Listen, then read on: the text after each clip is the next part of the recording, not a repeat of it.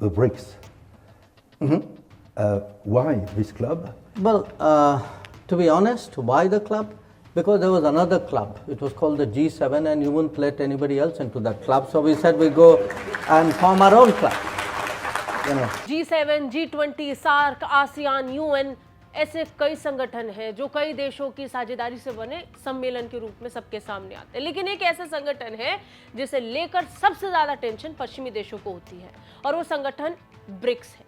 BRICS को लेकर अक्सर सवाल पूछे जाते हैं। चीन और रूस के साथ पश्चिमी देश कभी भी ऐसे सीधी कॉन्वर्सेशन में आते नहीं हैं, लेकिन वो भारत के साथ जरूर ऐसे सवाल पूछ लेते हैं जिसका जवाब जब उन्हें मिलता है तो बोलती बंद हो जाती। ऐसा ही फिर एक बार हुआ। विदेश मंत्री डॉक्टर जयशंकर से ब्रिक्स की जरूरत को लेकर सवाल पूछ लिया गया, और जवाब डॉक्टर जयशंकर का ऐसा था कि वहां बैठे सबकी बोलती बंद हो गई। नमस्कार, वंदे भारत, भारत तक देख रहे हैं आप। आपके साथ मैं हूं सांची त्यागी। ब्रिक्स सम्मेलन का आयोजन क्यों होता है, या फिर ब्रिक्स की जरूरत ही क्यों है, इस तरीके के सवाल पश्चिमी देशों की तरफ से खूब पूछे जाते हैं। और इस बार भारत ने ब्रिक्स सम्मेलन की जरूरत को लेकर ऐसा जवाब दिया कि पश्चिमी देश दोबारा ये सवाल उठाने की जरूरत महसूस नहीं करेंगे। दरअसल भारतीय विदेश मंत्री डॉक्टर जयशंकर ने एक बार फिर अपने जवाबों से सबकी बोलती बंद कर दी है, खासतौर पर उनकी जो ब्रिक्स पर सवाल उठा रहे थे। The BRICS. Why this club? And do you consider that the BRICS will expand? Well, to be honest, why the club? Because there was another club. It was called the G7, and you wouldn't let anybody else into that club. So we said we go and form our own club. You know.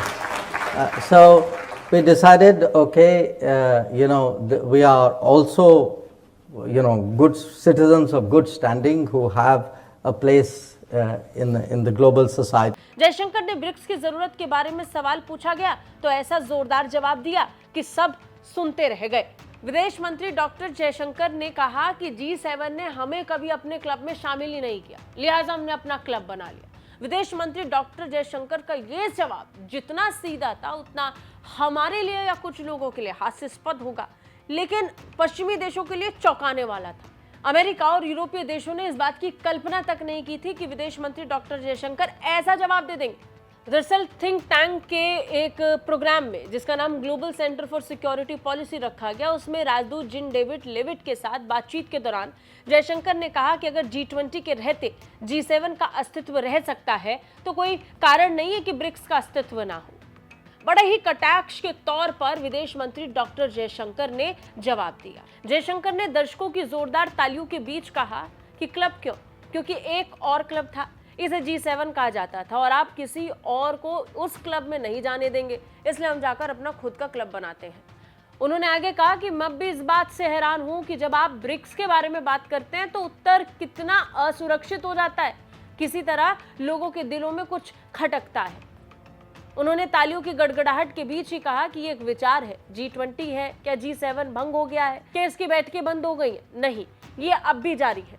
तो G20 तो है और G7 अब भी मौजूद है, फिर G20 क्यों नहीं हो सकता, ब्रिक्स भी क्यों नहीं हो सकता? सब कुछ हो सकता है, ये बात विदेश मंत्री डॉक्टर जयशंकर ने अपने तीखे बयान में साफ जाहिर कर दिया। बहुत ही सदे हुए लहजे से कटाक्ष करते हुए सबकी बोलती बंद कर दी। आपको कैसा लगा विदेश मंत्री डॉक्टर जयशंकर का ये बयान? नीचे कमेंट करके हमें जरूर बताइए। जय हिंद।